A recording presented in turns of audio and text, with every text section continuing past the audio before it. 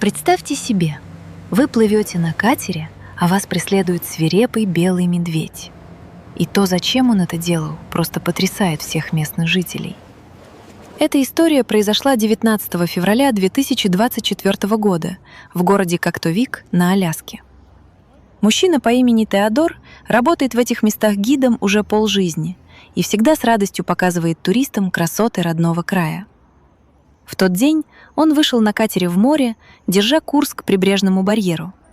Но спустя всего полчаса Теодор обернулся и закричал: «Боже мой, откуда ты взялся?» Он заметил, что за ним плывет белый медведь. Теодор — представитель коренных жителей Аляски. Его предки всегда добывали пищу именно охотой, поэтому он сам хорошо знаком с повадками местных животных.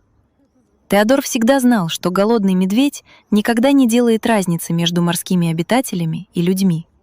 Это свирепый хищник, которому все равно, на кого охотиться, когда он голоден. Но в этот раз животное почему-то не проявляло агрессии. Наоборот, мужчине показалось, что медведь настроен даже как-то дружелюбно. Конечно, я сильно испугался при виде медведя. Даже с его дружелюбностью это очень опасный хищник. Он может спокойно убить тебя одним взмахом, говорит Теодор. Мужчина заглушил двигатель своего катера и на свой страх и риск дал возможность медведю догнать его. Зверь подплывал медленно. Было видно, как он устал.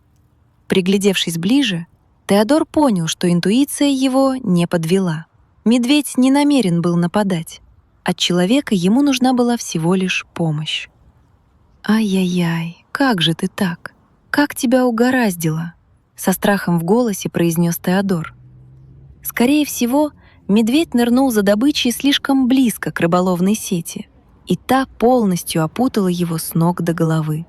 Все перетянуло настолько сильно, что на его теле виднелись порезы, особенно заметные на белой шерсти. Понимая, что сам не сможет помочь медведю, Теодор связался по рации с экипажами других лодок и судов поблизости. Вскоре ему ответил капитан одного из них, и спустя каких-то минут 15 они подплыли к Теодору. Взяв необходимые инструменты, мужчинам все же удалось срезать всю эту сеть.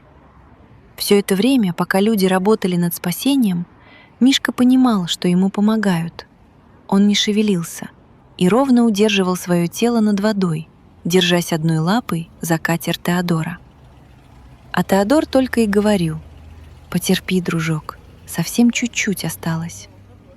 Когда спасательная операция закончилась, животное с благодарностью в глазах посмотрело на всех людей, кто участвовал в помощи, и уплыло прочь. Мужчина немного посидел на катере, закурил и решил, что теперь его долг — следить за животными в этих краях, а то не знаешь, что может случиться с ними завтра.